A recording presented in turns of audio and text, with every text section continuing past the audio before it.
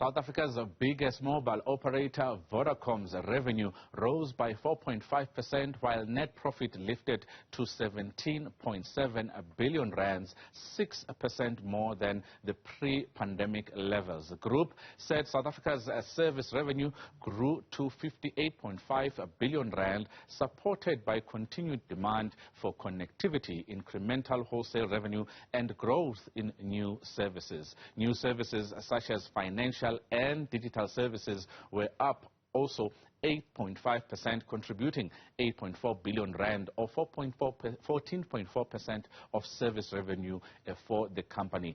Vodacom's customer base in South Africa grew to 45.6 million for the period under review, and the group's international customer base rose to 41.7 million, with Tanzania accounting for about 37%. I'm joined now by Shameel Joosub, Vodacom CEO, with us tonight. Shameel, thank you very much for joining us. This is the first time that revenue has breached 100 billion rand for Vodacom, and it's been driven by data needs and data connectivity. Tell us more about this period under review. Thanks, Glenn. Thanks for having me on the show. I think it's it's been a very interesting period for a number of reasons. I mean, of course, one is the transformational deals that we've done, which will change the growth outlook for the business going forward. And which will be hugely positive. Egypt and Ethiopia being the two, which will add populations of just over 200 million to our addressable market. So I think that's going to be hugely positive. But also the fiber deal in South Africa. So transformational year in that respect. And then of course our two strong growth areas of data and financial services continue to grow exponentially in all our markets. So that's adding a lot of value for us. And of course, it requires a lot of capital investment, hence the 14.5 billion capital investment, but it is yielding results. Shameel, you've returned 7.9 billion rands to shareholders, something that they'll surely be happy about. But you've taken a decision to change the dividend policy at this time. Where is the change and what precipitated it? Well, firstly, I mean, we have to fund the transactions, which will change the growth profile and the overall earnings growth of the company going forward. Just to give an example, Egypt this last year grew 17.3% in revenue and 22% in EBITDA. So, it will, adding that and the size of Egypt onto the portfolio does change the growth profile of the company quite a bit. And so, part of that will be paid with shares, but part of it will be paid with debt. The CIVH deal as well is a contribution of assets, but also will have to be funded. There's cash that we need to put into the business, and then we also have to put money into to Ethiopia. So and then of course we paid 5.4 billion rand for spectrum. I think the positive is that all these measures provide certainty. They provide growth for the company going forward, and we're changing the dividend policy from 90% of headline earnings per share down to 75, but we're also simplifying it because at the moment we have one set of rules for the Vodacom owned, then it's the Safaricom dividend that needs to be upstream. Egypt's got a different dividend policy.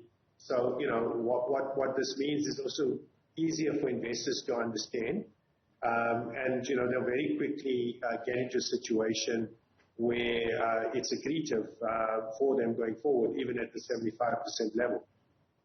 And just to mention, of course, the 75% is still one of the highest dividend payouts in the JSE. Certainly, and you are still on an acquisitive spree as a company. You spoke about Vodafone Egypt and also your movements in Ethiopia, but also there's the fiber networking company that is owning Vumatel and Dark Fiber Africa. You have an agreement in place to actually acquire 40% of that holdings company. Where do you want to take it, as we now are waiting as consumers for 5G 5G and spectrum auction has actually taken place. What's holding you back from moving closer and faster to 5G?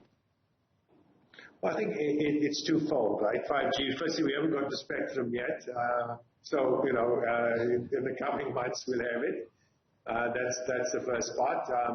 But secondly, I mean, you will be rolling out fiber. We will be rolling out 5G in a more aggressive way. That said, it's also important that the devices catch up, because remember, device prices play a big role, and affordability. So, you know, if you invest too much ahead of the curve, you can also find yourself in a situation where you build out the network, but there isn't customers. So, you know, it's finding that balancing act, which becomes really important. Secondly, it will help us with, you know, driving down some of the underlying costs of data. At the same time, you know, we also have more new pressures that are coming up. So, you know, like power outages, fuel prices. Now without power, we need more fuel. So there's different measures to take into account. On the fiber side, you know, we see an opportunity to connect. South Africa has only got like 2.2 million homes passed. There's 17 million houses in the country. And so we see a big opportunity, you know, in investing into Vumatel, both in cash and in assets, to help grow the asset and really to connect more South Africa. Shameel, a question that has to be asked, and one that could have implications for your bottom line and your debt level, is your appetite to actually fight in court, whether you still have an appetite in this financial year that we have embarked upon to actually fight and put up a fight on the issue of Nkosana Makate. Do you as CEO still have that appetite, or you want to see this matter put to bed in this financial year? Well, I think, you know, the matters before the courts is very difficult to comment, and you know, I have made a ruling, you know, and arbitrated or you know, tried to find a solution to the matter. Mr. Makate wasn't happy; he took it to court, you know, and now we're back in court again with the rulings that have come out. So I think, you know, it's before the courts, are very difficult to comment.